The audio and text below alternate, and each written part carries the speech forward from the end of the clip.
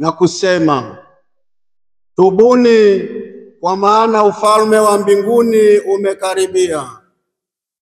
Kwa sababu huyo ndiye aliyenenwa na nabii Isaya akisema, sauti ya mtu aliaye nyikani, itengenezeni njia ya Bwana, yanyosheni mapito yake.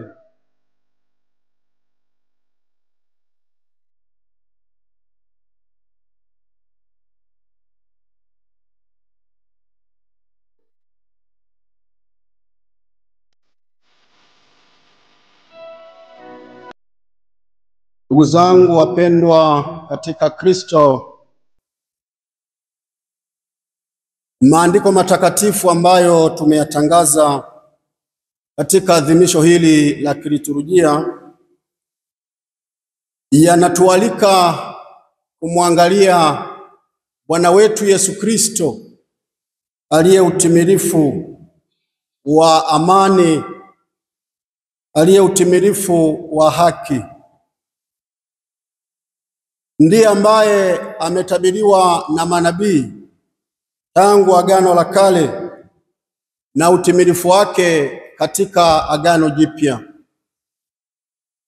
Somo la kwanza, kitabu cha nabii Isaya sura ya 11 aya ya kwanza mpaka ya 10. Tunaenda katika karne ya 8 kabla ya ujio wa Bwana wetu Yesu Kristo. Nabii Isaya anawahubiria Waisraeli akiwaeleza juu ya habari ya Masia atakayekuja. Lakini kipindi kile ambapo nabii Isaya anaeleza ujumbe huo kwa wana wa Israeli kama yeye mwenyewe alivyoanza, amesema kwamba tazama, litatoka chipukizi katika shina la Yese, na kwamba tawi lake litakalotoka hapo litazaa matunda na kukua zaidi. Nabii Isaya alipokuwa akizungumza nao wakati ule, kwanza tunafahamu familia ya mzee Yese katika kitabu cha kwanza cha Samueli sura ile ya 16 na kitabu cha Ruti sura ya 4 aya ile ya 22 zinaeleza juu ya kwamba Yese alimzaa Daudi. Kwa hiyo utabiri huo ulionekana wazi kabisa kwamba Daudi ndiye ambaye atakayekuwa mtawala mkuu na mwenye nguvu hata kuwaondosha mataifa jirani ambao walikuwa ni maadui wa Waisraeli. Kumbe katika mtazamo huo Waisraeli walitambua wazi hilo, na ndio maana mtakumbuka katika kitabu hicho cha kwanza cha Samueli, baada ya Waisraeli kung'ang'ania kutaka kwamba wapewe mfalme, Mungu hakupendezwa na ombi lao, lakini kwa kuwa walilazimisha, Mungu alimwambia Samueli kwamba wapatie mfalme kwa sababu hawajakukataa wewe, bali wamenikataa mimi. Kwa hiyo katika hali hiyo alichaguliwa Sauli, ambaye mwisho wa siku hakumaliza vizuri ufalme wake. Kwa hiyo ukiangalia ule utabiri wa mfalme anayekuja ni wa amani na haki, hautimiliki. Anapokuja Daudi, tunaona kabisa kwamba watu walianza kuonyesha matumaini makubwa, na ndiye aliyepambana na Goliati, na baadaye huyu Daudi alisifiwa zaidi kuliko yule Sauli, ambapo Daudi alikuwa akiandaliwa na tayari alishapakwa mafuta na Samueli. Na mtakumbuka maneno ya wale wanawake walipokuwa Daudi anapotoka vitani, walisema Daudi ameua 10,000 alafu Sauli 1000.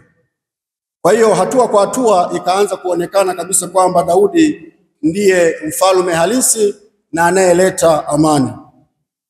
Lakini bado tunaambiwa na Mwenyezi Mungu mwenyewe katika kitabu cha pili cha Samueli, ile sura ya 7, Daudi akiwa katika uzee wake na akiona anaishi mahali pazuri,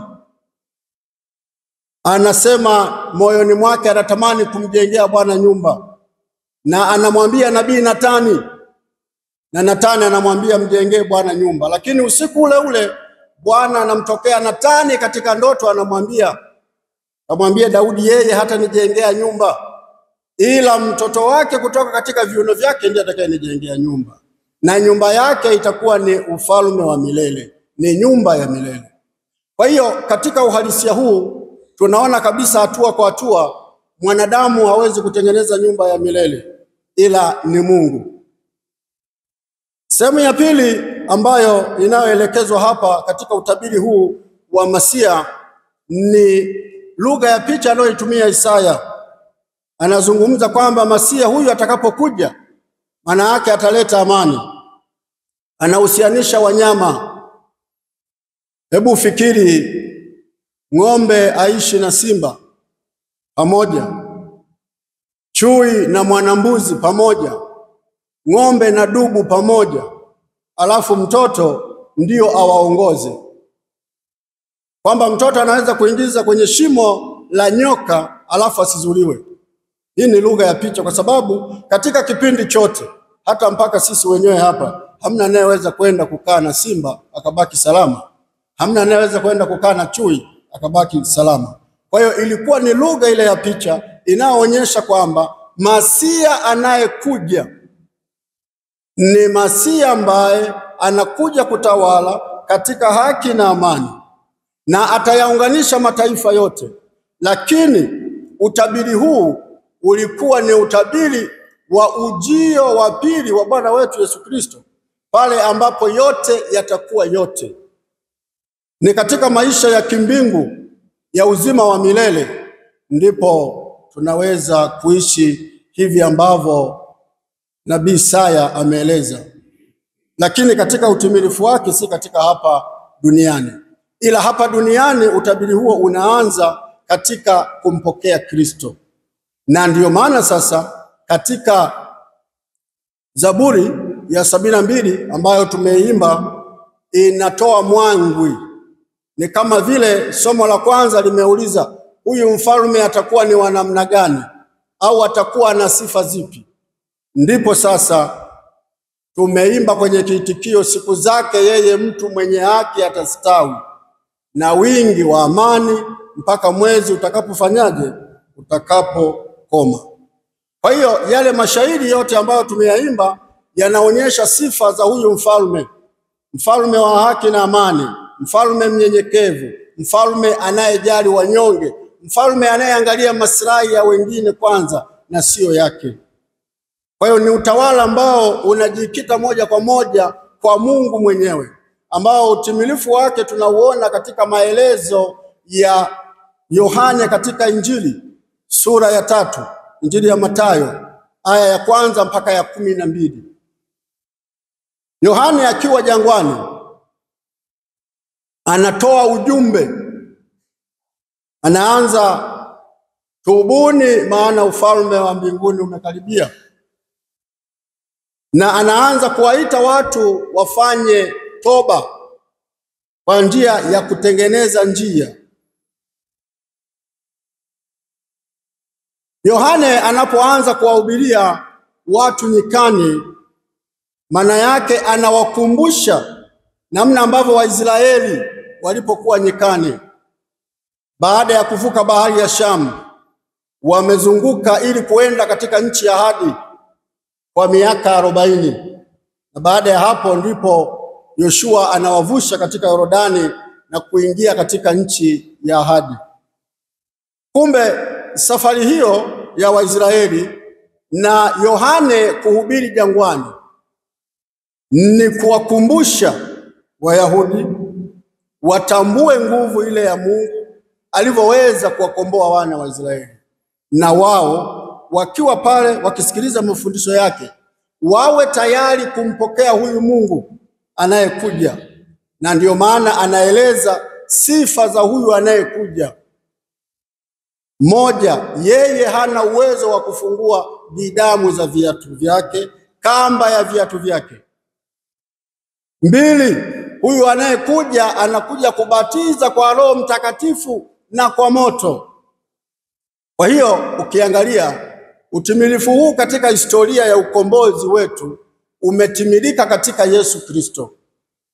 Yesu Kristo alibatizwa Yordani, ambapo ndipo hapo Yohana alibatiza wengine, maana yake ni nyikani. Na kama ambavyo tumeimba katika wimbo wa mwanzo, enyi watu wa Sayuni, tazameni Bwana anakuja, naye atawasikizisha sauti yake. Ndiyo siku ile ambapo Yesu alipobatizwa Yordani, nini kilitokea? Unaambiwa sauti ya Baba ilitoka wapi? Mbinguni. Roho akatua kama hua, na sauti ya Baba ikasema, huyu ni mwanangu mpendwa wangu, msikieni yeye. Hiyo ndiyo sauti inayosemwa na wimbo wa mwanzo au antifone ya mwanzo ambayo tumeiimba, hiyo kutoka kitabu cha nabii Isaya sura 30 aya ya 19 na aya ya 30.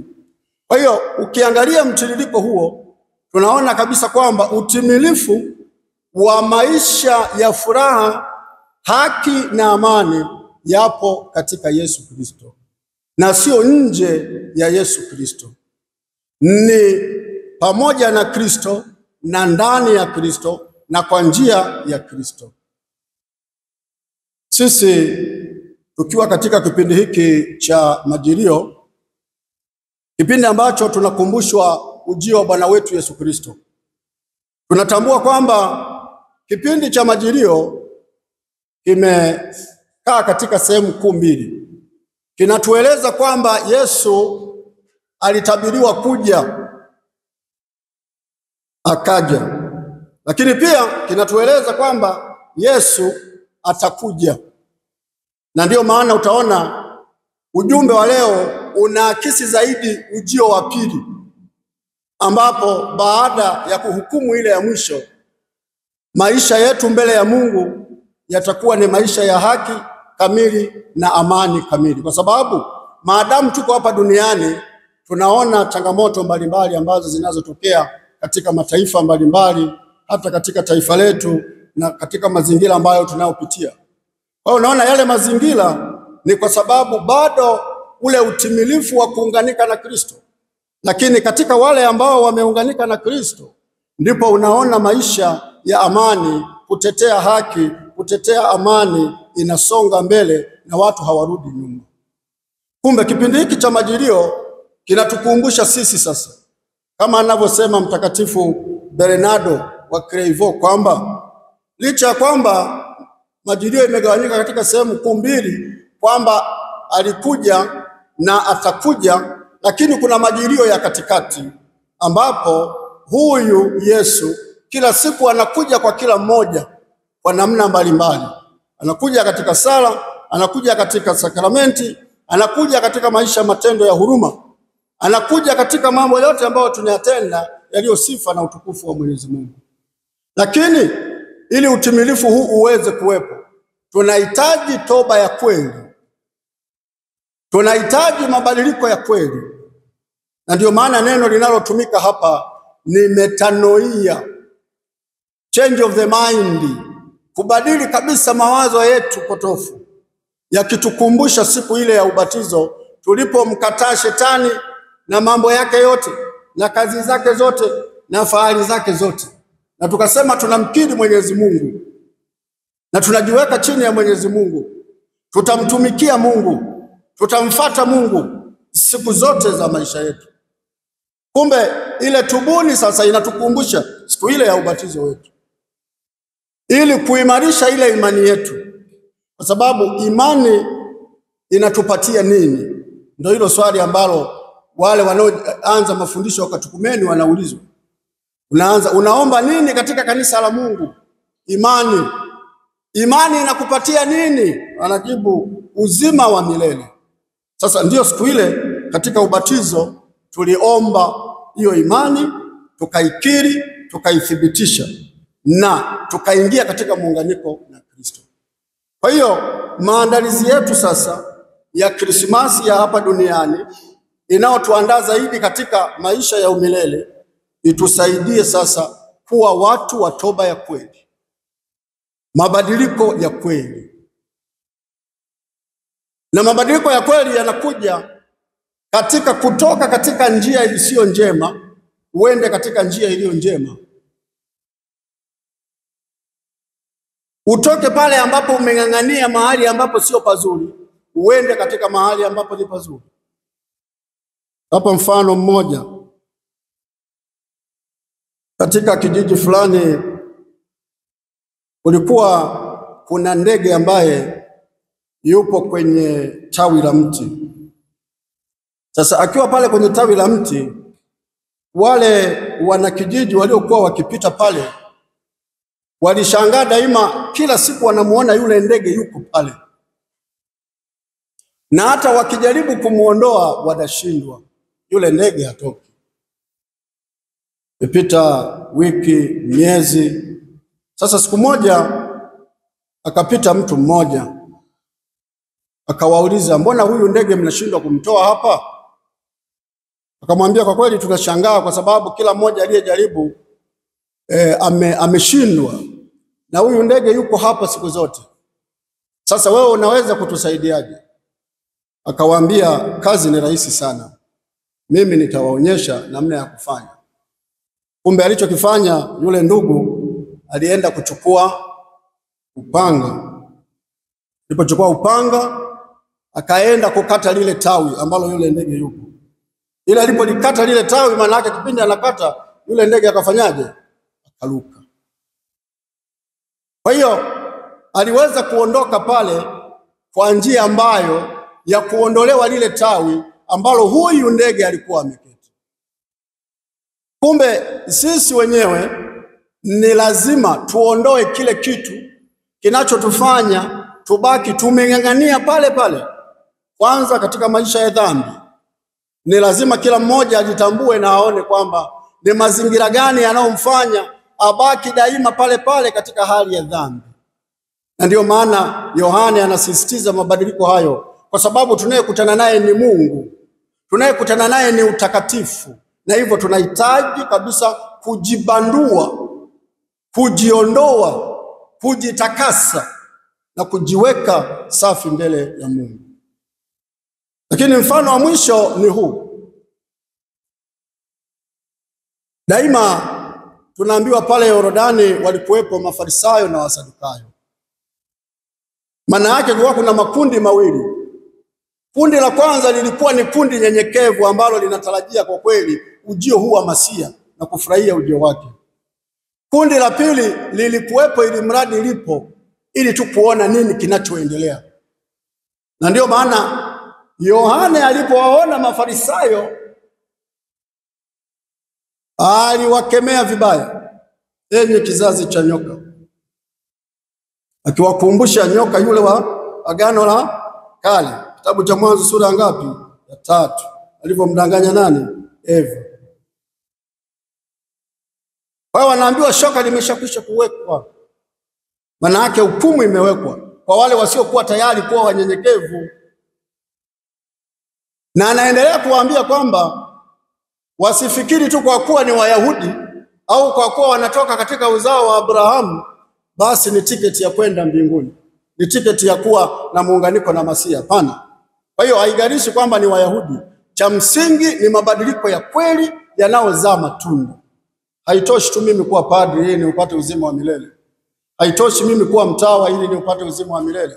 Haitoshi mimi kuwa Mkristo ili niupate uzima wa milele. Haitoshi mimi kuwa mseminari ili niupate uzima wa milele. Inahitaji mabadiliko ya ndani na ya kweli katika kuunganika na Mwenyezi Mungu. Mabadiliko ya kweli.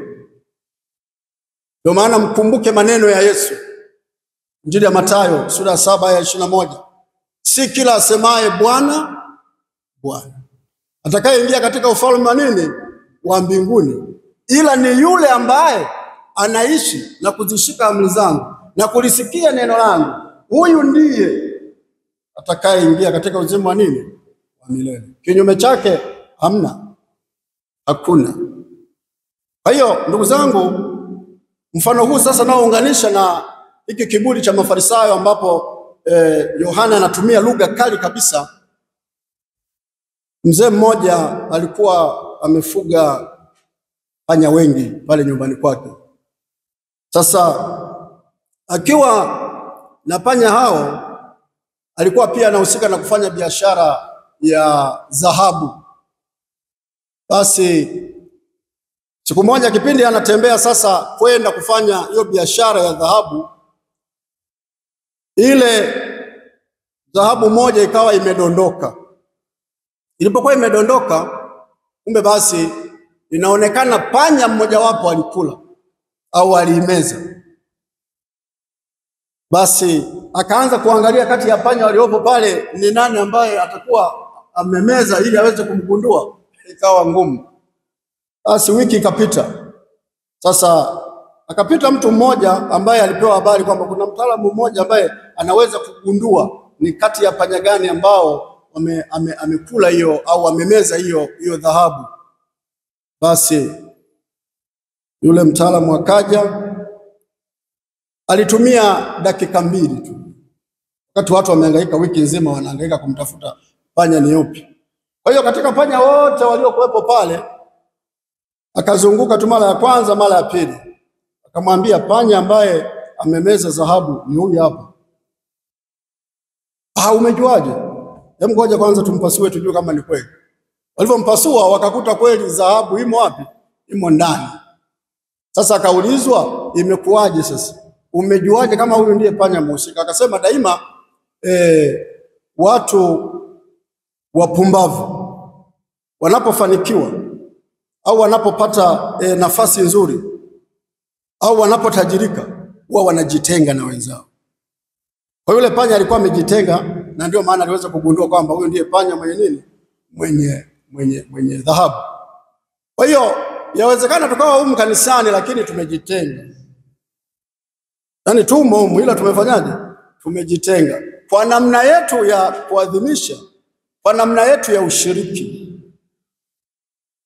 Yawezekana tukawa tunaishi kama jumuiya, lakini kutokana na uwezo tofauti na namna tofauti tulizo nazo na vipawa tulivyo navyo, tukawa tumejitenga na wenzetu, hatuna ushirikiano mzuri. Sasa Majilio inatuleta katika ule ushirikiano, inatuleta katika ile haki, inatuleta katika amani ambayo inatimilika katika Kristo. Kwa sababu dhambi ilipoingia duniani ndipo mtafaruku na utengano ulipoanza. Mtakumbuka huyu Adamu alipoletewa Eva alifurahi furaha kuu mno. Aliluka kweli, akashangilia.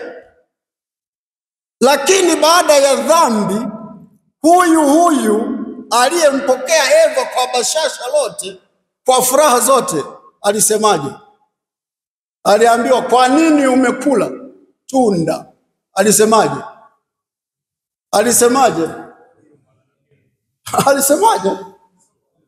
Huyu mwanamke uliyefanyaje? Lakini ndio huyu alimpokea kwa bashasha lote na kuluka kwa namna ya ajabu.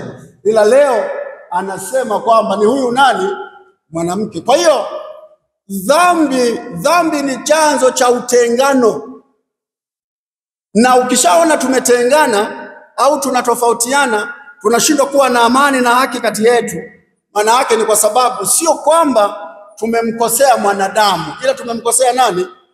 Mungu. Kwa sababu Adamu na Eva wanaposhindwa wenyewe kuishi katika amani na kila mmoja kutokukubali kosa, nini kinatokea? Ni kwa sababu tayari walishamkosea nani? Kwa hiyo ukishamkosea Mungu, maana yake hauna amani na Mungu. Kwa hiyo hauwezi kuwa na amani na binadamu mwenzako. Kwa hiyo ni hali ya kawaida, inakuja bila hata kuuliza. Kwa hiyo ndugu zangu, tumuombe sana Mwenyezi Mungu katika adhimisho hili la misa takatifu, Dominika hii ya pili ya Majilio, tusaidiwe kuwa na mabadiliko ya kweli yanayoleta muunganiko na Kristo, na kutufanya sisi wote kuweza kujiandaa vema katika Krismasi inayokuja, lakini zaidi katika maisha ya uzima wa milele ijayo. Amina.